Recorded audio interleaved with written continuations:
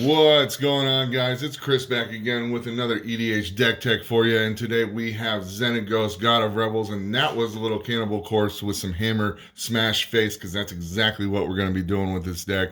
We're going to be smashing some face. And that's what we do consistently with this deck. It is not uncommon for us to win in a single combat phase by knocking out all three other players with this deck. We have some big, nasty beaters in here and a lot of combat tricks that are going to help us out. So we're looking at Xenagos now. We got a 6/5 indestructible legendary enchantment creature for Gruul and 3. And as long as our devotion to red and green is less than 7, Xenagos isn't a creature. At the beginning of combat on your turn, another target creature you control gains haste and gets +X until end of turn, where X is that creature's power. We're looking at about 4.15 CMC, little on the high side. That's okay. We got a solid ramp package in this thing that's going to provide us consistent ramp and consistency throughout the deck. We got 37 lands, 37 creatures, and we're just going to do it harder, better, faster, stronger. This deck is my very first EDH deck ever. It's my baby. I've pumped the most money into it. And while it is a little bit more expensive, it's nothing insane. But we got some good stuff in here. So let's just get right into it. Land package. Looking at Wooded Foothills, Carplucin Forests, Grove of the Burn Willows, Rootbound Crags, Spire Garden, Stomping Ground, Mosswar Bridge to potentially get some of those higher casting cards under there. And it is very easy to get to 10 power level in this deck. It happens rather quickly. Scars to Rage Pits is just going to help us get through, as is Kessig Wolf Run there. Ancient Tomb just for a little bit more ramp. I'm okay with dealing damage to myself over and over again because guess what? We're going to be dealing a lot more damage to our opponents. Opal Palace, Rogue's Passage to help us get through. Homeward Path. Now, of course, red and green, we have a couple things that we struggle with. We struggle with theft. We struggle with counter spells. And we also struggle with some removal to a point. We can remove artifacts and enchantments really well. Yeah, we can deal damage to certain things, but just direct removal, it's not the forte. We kind of got to go about it in a little bit of a roundabout way. So Homeward Path is there to get our stuff back when our opponents decide they want to steal it. Command Tower, Soul Ring, Arcane Signet. Getting into the ramp package here. Cursor of Crufix, awesome ramp card. A little bit of life gain ain't going to kill you either. Apparently I threw Amulet of Vigor in here into the ramp package. But this is a great card because another thing that's really going to hurt Gruul, and it has happened to me, are cards like Blind Obedience. When our stuff is entering tapped in the Thalias and things like that, that slows us down so much. So this helps us get around that. Not to mention it'll help with any of our tap lands or anything like that, so we don't have to pay the life or deal with any of that. Kodama's Reach, Cultivate, Selvala, just some nasty, nasty ramp. Shaman of the Forgotten Ways. And yes, I have finally won with the Formidable. Never thought I'd actually have to go that route, but it just so happened to go that way. I think it was last week or the week before. So that was cool. Just a neat little thing in EDH to make happen. Elysian Caryatid, Birds of Paradise, Harrow, Somberwald Sage, awesome ramp in this deck. Burgeoning, help us pump out some more lands. You get a turn 1 Burgeoning and you're going to be just so far ahead. It's not even fair. Dryad of the Elysian Grove, Zertod Druid. Why not deal a little damage when you tap for mana? Sylvan Caryatid. Now, Strionic Resonator is an awesome card in here because you're going to get, you can potentially get a double trigger with Xenagos' ability and just make your creatures bigger and nastier, and that's what we want to do. We like it big and nasty in this deck. Miri's Guile. Holy smokes, I added this in there a couple months ago. I've had this deck like I said, it's my first one, so maybe 5 years now, 6 years. I just added Miri's Guile, and if this gets on the board, especially turn 1, turn 2, oh man, you're set. You're set. And we also have a Sylvan Library in here, which, same thing, only different. Some benefits to Sylvan Library, pros and cons to each, but having them both in there, better chance of being able to just set up the top of our deck to get what we need. It's just an awesome ability to have and really puts you ahead of the game. Defense of the Heart, to quote my brother, should not be a card in this game. Of course, it was sarcasm, but it is absolutely going to put you in an amazing spot to win the game if this resolves. So it's an enchantment, and during your upkeep, if one of your opponents controls 3 or more creatures, which is going to happen, sacrifice Defense of the Heart, search your library for up to 2 creature cards, put those creatures into play, shuffle your library afterwards. There's so many options in this deck, so many things we can go after depending on the board state that can just make this not fair. Warstorm Surge, so depending on the board state, if we're having trouble getting through for whatever reason, we'll just start pumping out creatures and start dealing damage. And a lot of our creatures have 7, 8, 9, 10, 11, 12 power. Warstorm Surge is going to do a lot of damage. Lurking Predators, this is one of those cards that just flies under the radar. I promote this in my Facebook page quite a bit. Love to bring it up whenever available because I want people to know about it because it's just a cool, fun card. For 6 mana, whenever an opponent casts a spell, reveal the top card of your library. If it's a creature card, put it onto the battlefield. Otherwise, you may put that card on the bottom of your library. Just free creatures over and over again. Gorklan Rampager, not necessary in this deck. However, it's been my favorite card in the game of Magic for a very, very long time. I love the Blood Rush mechanic. I would like to see more of it. I love my combat tricks. And I kind of just did it for me. And I don't need any other explanation. No, but really, +4 and trample. I mean, help get that evasion for the creatures that don't have it, like Malignus. It's extremely beneficial. I mean, you can take, if you get Malignus out there, pump him with Xenagos, swing, and then for 2, discard Gorklan Rampager, you're taking somebody out of the game.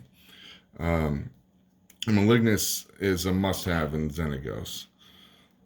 Goreclaw, going to get some cost reduction for our creatures with power 4 or greater. It's also nice that we can buff our creatures and give them trample too. Giant Adaphage, 7/7 trample, that's awesome. But why not have a bunch of them? Whenever you deal damage to a player, put a token on the battlefield that's a copy of Giant Adaphage. That gets out of hand real quick if it's not dealt with. Days of Calamity, 6/6 trample, that's awesome for 5. And the hybrid really helps with devotion because we do have a couple of gods in here. Whenever Days of Calamity deals 6 or more damage to an opponent, destroy target land that player controls. That's just mean.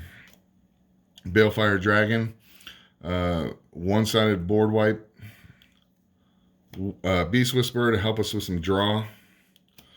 Vexing Shusher, again, one of the few things that we will struggle with in this deck is counter spells. So just making it so that our spells can't be countered is a beautiful thing. Nylea Keen-Eyed, cost reduction. Clothis, it's going to help a little bit with ramp. It's also nice to have another indestructible in there.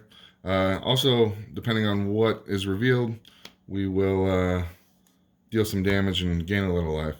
Carnage Tyrant, just because he's a nuisance and difficult to deal with. Vorinclex, because I love my Praetors, and Praetor lives matter.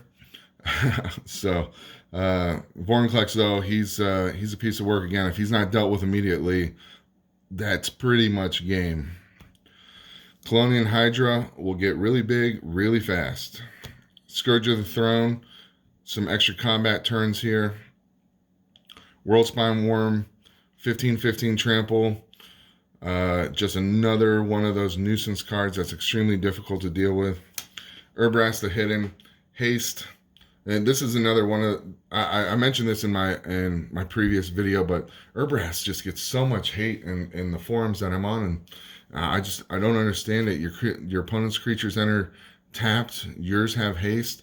Haste is just it's such an amazing tool to have in this format in the game, really. And I just love Urbrass. And whenever Urbrass hits, I'm a very happy camper because I can do a ton of stuff with that. Because Xenagos is great and all, but it only targets one creature. So if we want to pump out multiple creatures on a turn, which happens all the time, I want to give them all haste. Gulta, because Gulta. Atali, because Atali. No, Atali's a great card to have in any creature deck with red, because whenever it attacks, you exile the top card of each player's library. Then you may cast any number of non-land cards exiled this way without paying their mana costs. Dumb. That guy's just bonkers. Savage Ventmaw. Savage Ventmaw for some ramp and some evasion. Pathbreaker Ibex is one of those, another creature, at least in my realm, that kind of flies under the radar, because whenever Pathbreaker Ibex attacks, creatures you control gain trample and +X/+X until end of turn, where X is the greatest power among creatures you control. This guy will win you games. Ilhard, being able to cheat out some of those big guys. If you're ever able to cheat out Craterhoof Behemoth with Ilhard, that just is silly and nasty. But he's a mean dude. Craterhoof Behemoth, he's a game winner. You do kind of want to position yourself so that you don't want to waste your Craterhoof Behemoth. You want to position yourself so that when you cast it, it'll land to the best of your ability, and you'll get through. Getting through is almost never a problem in this deck. Atarka, usually the guy I'll tutor for, because he innately gives himself double strike. If you pump him with Xenagos, you'll make him so he'll be a 12/10 double strike, 24 damage, just like that. Pretty nasty. Siege Behemoth, another guy that will win the game for you. 7/4 hexproof. As long as Siege Behemoth is attacking, for each creature you control, you may have that creature assign its combat damage as though it weren't blocked. So even if they declare blockers to try to kill your guys, you might have some combat tricks to buff your guys. Either way, you're typically going to utilize this guy to just get through and deal tons of damage. It's not uncommon for me to take out all three opponents on like turn 6, turn 7. Getting into a couple of our planeswalkers here. Garruk Primal Hunter. I rarely use his +1 ability. I often just drop him and use his -3 ability right away to get some draw. Domri, the +1/+0 buff is nice, but the +1 to add a green and creatures you control or you cast this turn can't be countered. That's a beautiful thing, and it also helps with our removal and having a creature fight a creature we don't control. Excuse me. Domri Raid. This guy has to be dealt with right away as well. That emblem will win you the game. I've gotten his emblem off several times. It is very difficult. You can swing with one or two of your creatures each combat and do a ridiculous amount of damage while holding some of your creatures back as blockers, and making it near impossible for your opponents to get through. And Domri Raid helps with the cycling of the top of your deck, so it helps with your draw. It's just an awesome guy to have in there. Nature's Claim, I try to run in every single green deck because 1 mana instant to destroy target artifact or enchantment. It's awesome sauce. Hull Breach for some artifact enchantment removal. Bane of Progress to just get rid of all of them and get a big creature at the same time. Song of the Dryads, this helps with those pesky indestructible fellers. Enchant permanent is a colorless forest land. I feel like every time I play this on an opponent's creature, they'd much rather it just be removed. But you know what? It's a beautiful thing because it doesn't go into the graveyard. It just sits there and is a forest, and that's about it. Decimate.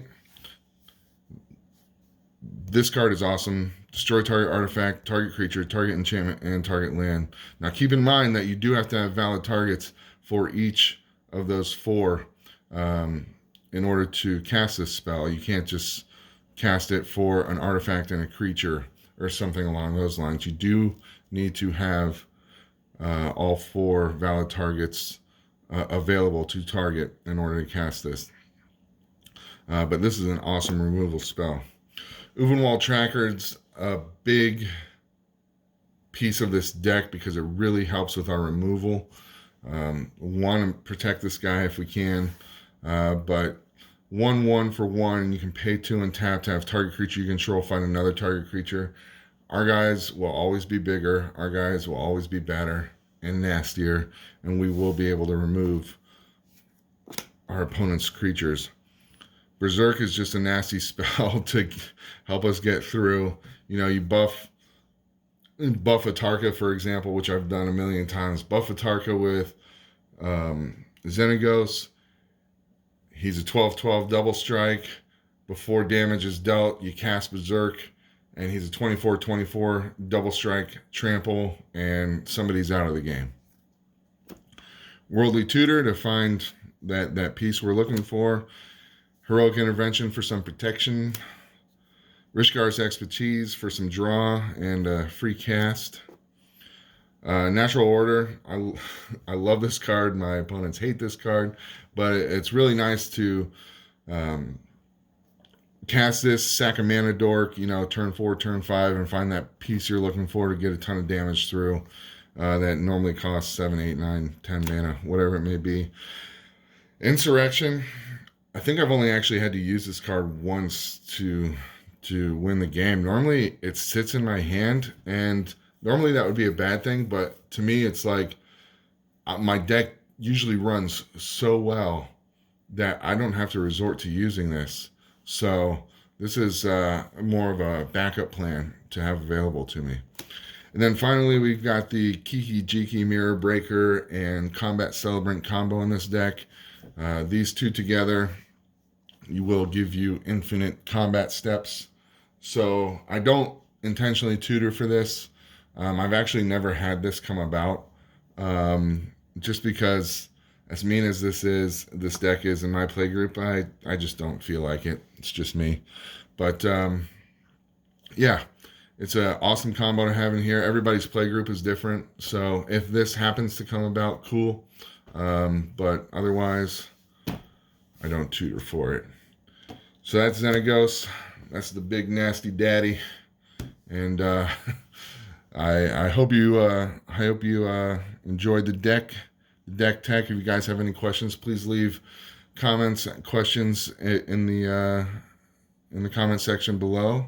I really appreciate you guys taking the time to watch this, and have a good one.